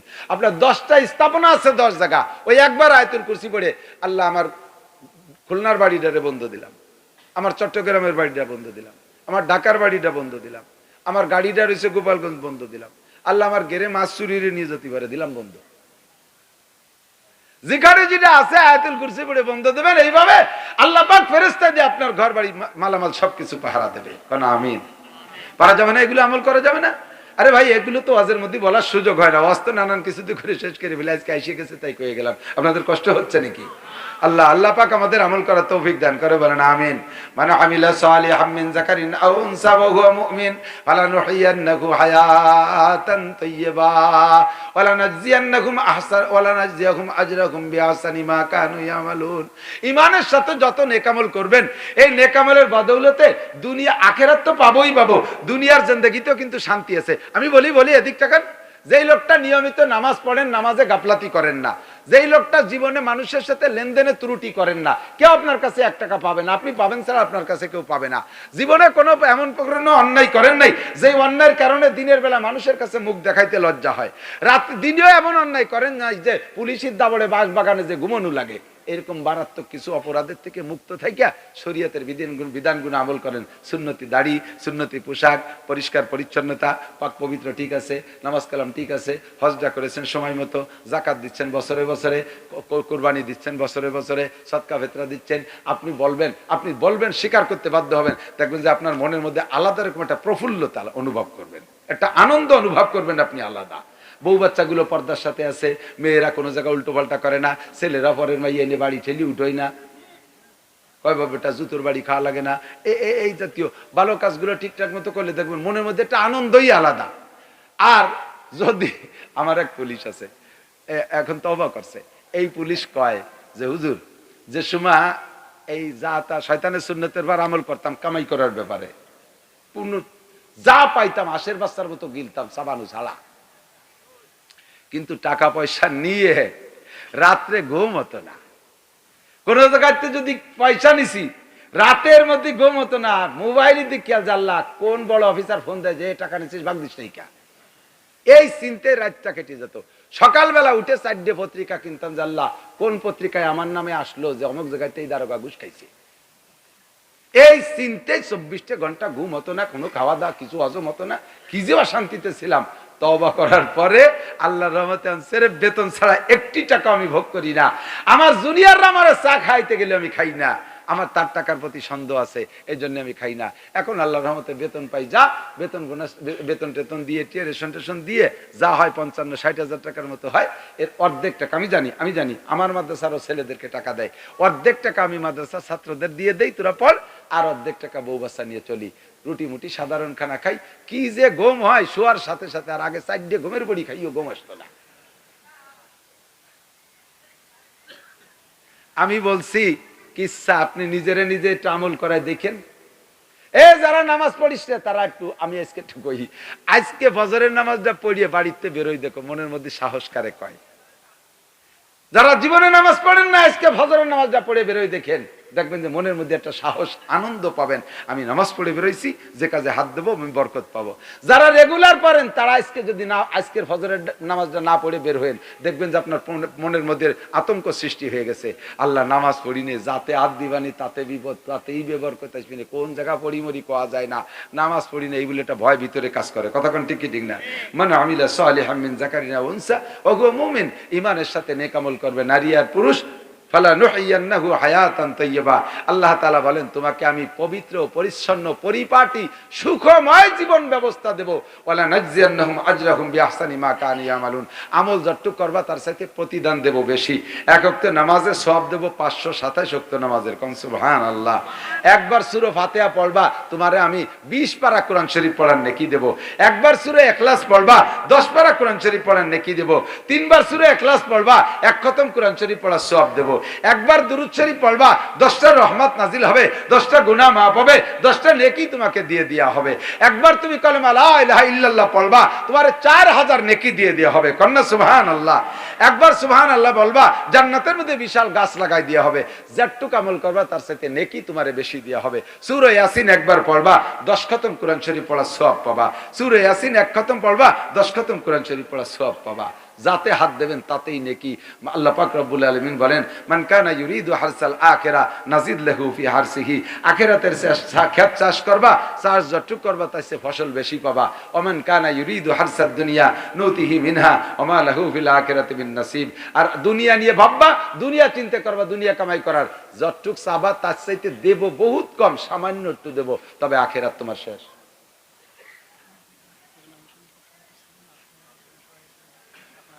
আল্লাহ আরে কয় আর কথা কানার কাছে। এই ইসরায়েলের পক্ষে কিটা কিটা সে চলে যাও। ওই নেতানিয়াহু ইসরায়েলের পক্ষে, ইহুদিদের পক্ষে কেউ থাকলে আস্তে আস্তে চলে যান। আর ফিলিস্তিন আর মুসলমানদের পক্ষে যারা, তারা থাকেন। পেশাব আসলিবারে 1 আঙ্গুল দেখাবেন, যদিও আমার পেশাব হয়েছে, আমি ফিলিস্তিনির পক্ষেও থাকতে পারতেছি না। 1 আঙ্গুল, এই 1 আঙ্গুল মানে আমি মনে হয় যে এই মাদ্রাসে 1000 টাকা দেবে। 1000 টাকা দিয়ে তুমি পেশাব করে পেশাবখানার মধ্যে শুয়ে থাও, তোমার এটা ইউটিউব না, পায়খানা দিয়ে তো মিথ্যে কথা কয়ে আঙ্গুল দেয় চলে গেলে ডায়াবেটিস হবে। আল্লাহ সবাই সুস্থ রাখুক, জোরে কেন আমিন, জোরে বলেন আমিন। এই নাসরুল্লাহ আমার ছাত্র, ওর নাম যেন কি, ওর নাম নাজমুল, এরা আমার মাদ্রাসার ছাত্র। সুলতান শাহী পড়ছে, পরে গহরডাঙ্গা থেকে ফারেক, ভালো আলেম আলহামদুলিল্লাহ। ওরা ছাত্র বয়সে মাদ্রাসার কর্মী ছিল, এখানে আসছে, মাদ্রাসার বয়স 69 বছর। আল্লাহু আকবার। কি হয়েছে আল্লাহ জানে, ফ্যানে পড়া বেগুনির মতো হয়ে গেছে। ফ্যানে পড়া বেগুন চেনেন? মহিলারা ভাত চুলোয় রান্না উঠাই দিয়ে তরকারি কুটে কুটে পানির মধ্যে তৈ, তা বেগুন করতেছে, ফ্যান উতলইছে, উতলইয়ে ফ্যান তো আলাদা ডিসি নামাইতে, গরম ফ্যান, বেগুন একখান ভুল করমে পানির ডিসির মধ্যে না তুই ফ্যানের মধ্যে ফেলাইতেছে। ওই গরম ফ্যানের মধ্যে যে আন পড়ছে, ওইখানে ওর মধ্যে পড়িয়ে ডসা হয়ে গেছে। পরে সব বেগুন দিয়ে তরকারি রাঁধছে, অন্য বেগুন সিজে গেছে, ফ্যানে পড়া খান সেজে না। ওই যে ওয়াইলা যে গরমে বাবা হয়ে গেছে, ওই দরকার চাই ওই পড়ি তাই। এরপরে কত ছোট ছোট মাদ্রাসা ভালো হয়ে গেল। এই কাহালপুর তো আরো মাদ্রাসা, ওই পাশে 2 সাহাবার নামে 2, আবু হুরায়রা একটা, আবু হুরায়রা আমার ছেলেরা 3টেই পড়িয়ে গেছে। ইবনে মাসউদ আর একটা, সাহাবাগের নামে নামে আর একটা, আর এটি হচ্ছে তাবলিগুল উলুম ইলিয়াস রহমাতুল্লাহ নামে। তো এইটার বয়স 69 বছর, এরকম ফ্যানে পড়া বাগুনির মতো আদা সেদ্ধ পড়ি তাই কে, আমি তো বুঝতে পারতেছি না। এই গরম প্যানেল কমিটি জানেন, এখানে আমি জানি না, এর আল্লাহর কি করছে আমি জানি না, এ জায়গা কোন গরম ফ্যানে পড়ছে জানি না। বিভিন্ন মাদ্রাসাগুলো কমিটির গরম ফ্যানে পড়ে, কমিটি সভাপতি সেক্রেটারি টানাটানি গচাগচি, এবার কারা কমিটি, ওরা দেব না মাদ্রাসায় কিছু, আমাকে কমিটিতে রাখি নাই, পাল্টে উল্টে ভিড়ে আবার রয়েছে, তাই ঠিক আছে এবার আমরাও দেব না। এই দুই দলের কমিটি পাটাপুত্তর ঘষাঘষি, মরিচ পেঁয়াজের দাম শেষ। এই গরম ফ্যানে পড়ে মাদ্রাসাগুলো উজোয় না। কমিটির কেদারি বাদ দিতে হবে। উলামায়ে কিরামের পর বিশ্বাস করেন, বিশ্বাস করেন, যদি বিশ্বাস না করেন করে। এই যে আমাদের মুফতি শহীদুল ইসলাম সাহেব, আপনাদের এই মোল্লারহাটের তো আত্মীয়, মুফতি শহীদ সাহেব নড়ালির এমপি ছিলেন, উনি গেছে সৌদি আরব, উনি তো কালেক্টর ছিলেন, বিশাল কালেক্টর, বহুত মসজিদ মাদ্রাসা করেছে। এক বড় লোক ওনার কাছে 50 কোটি টাকা দিচ্ছে, দিয়ে বলতেছে রিসিট দেন। শহীদ সাহেব বললে যে তোমার টাকাই নিব না, নাও টাকা নাও। কেন তার টাকা নিচ্ছেন, রিসিট দেবে না? আরে বেটা রিসিটটা আমি ছাপাইছি, আমার সেবানি রিসিট নিয়ে তুই আমার টাকা দিবি, আমার টাকা, আমার কাছে টাকা দেওয়ার পর তোর বিশ্বাস নাই, রিসিট হলে বিশ্বাস হবে। তো রিসিট সহ আমি খেয়ে ফেলে দিলি বেলা কিনা হবে? ওই রিসিট সহ খেয়ে ফেলে দিলি কিনা টাকা হবে? তোর যদি আমার উপরে বিশ্বাসটা হয় তাহলে তোর টাকা দিস না। তুই এই 50 কোটি টাকা দিয়ে ভেস্তে কিনবি আর আমি ওই চুরি রেখে দোজক কিনবো। তোর যদি এই আকীদা আমার পর থাকে তাহলে দিস না, যা, তোর টাকা নেবো না। নিয়ে লই না 50 কোটি টাকা, নেবই না, তোর আকীদা খারাপ হয়ে গেছে। নেই বিশ্বাসটা করলে মাদ্রাসা তো করছে হুজুররাই, গহরডাঙ্গাও হুজুররা করছে, ওই ভবানীপুরও হুজুররা করছে, হাটাজারি বটিয়া হুজুররা করছে। বড় কোন মাদ্রাসায় কমিটির জয় ঝামেলা নাই। আপনারা থাকেন কমিটিতে, নিষেধ করতেছি না, কিন্তু যদি ফ্যানে বড়া কমিটি হয় তাহলে কিন্তু মাদ্রাসা উজবে না। মাদ্রাসারে বড় করতে 69 বছর মাদ্রাসা, আমার মাদ্রাসা 36 বছর বয়স, 20 বছর ফ্যানে পড়া ছিল, এই 13 সালের থেকে ফ্যানের তে বের করছি আল্লাহর রহমতে। আমি এসে ফ্যানের তে বের করছি। কমিটির সভাপতি আমি, সেক্রেটারি হাফেজ মাওলানা মনির সাহেব, তারপরে আমারে বানাইছে আবার মোহতামেম, হাফেজ মাওলানা আব্দুল মান্নান সাহেব হইছে সভাপতি। আমরা হুজুররা সব 10 বছরের ভিতরে মক্তবের থেকে দাওরা পর্যন্ত আমি পৌঁছাইছি। 500 ছাত্র আল্লাহর রহমতে, 27 জন শিক্ষক, বেতন করি সব পরিষদ। কি বিশাল ফিল্ড, যে দেখেন আল্লাহর রহমতে। ফ্যানে পড়াগুলো উঠবে না মোটে। এখন আরে কয় আর কথা, কানার কাছে 2 সহির কথা। যার কাছে যে আমি যত ভালো ওয়াজ করি আপনাকে ভালো লাগবে, আমার নাসরুল্লাহ টাসরুল্লাহ এগে চিনতে যে হুজুর পেটে টা উঠই না, দিন তো ভালো ঠেকতেছে না। তা আমার কালেকশন, আমি কালেকশন পারি না। মুফতি ফুরকান যারা কালেকশন করতে পারে, ওরা যে মাঠ চষিয়ে দিয়ে যায়, ও মাঠে আর চষার জায়গা থাকে না, একেবারে উগোল টুগোল দিয়ে নাংলে ভেঙ্গে দিয়ে সাফ করে দিয়ে গেছে। তা আমি দাবি করি, হজে যার যদি কোনো আল্লাহর বান্দা থাকেন যে হজ করব, আমি নিয়ত করছি হজ করব, হজে যার নিয়ত আছে না, আমি করছি, আরো করবো ইনশাআল্লাহ। আমার ছেলে যে এই, আমি তো বলি যে ছেলেরা হাফেজ হলে উমরাই নেবো, দুইটারে করাইছে উমরা, একটা এনে পড়তেছে হাফেজ হয়ে গেছে, আর একটা পড়ে চলে গেছে নুরুদ্দিন আর মঈনুদ্দিন, রোজার পরে ওদেরকে উমরাই পাঠাবো ইনশাআল্লাহ। আমি নিজেই সাথে করে নিয়ে যাবো ইনশাআল্লাহ, ছেলেদেরকে নিয়ে যাব। হজের তামান্না কার না আছে, উমরার তামান্না কার না আছে? জীবনে একটা বার হলিও মক্কা মদিনা কাবা ঘরটাকে চোখ দিয়ে দেখে আমি দিলটাকে ঠান্ডা করব, এমন একটা আশা থাকে না, মনে থাকে না?